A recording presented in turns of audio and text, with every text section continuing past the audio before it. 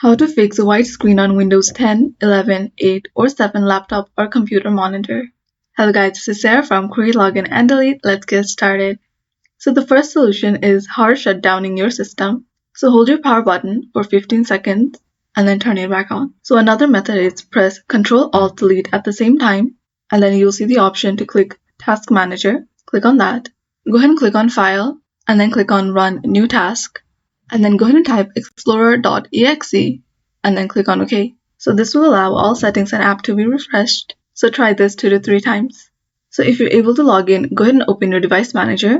If you're not able to log in, go ahead and press Alt, Control, and Delete, and then click on Task Manager once more. Click on File, and click on Run New Task, and then go ahead and type this, and then click on OK. Now if you are able to log in, go ahead and click Window and R, and then go ahead and type this, and then click on OK.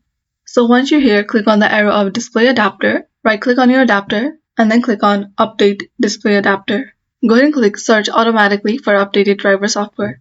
So this is how to fix white screen on Windows 10, 11, 8, or 7 laptop or computer monitor.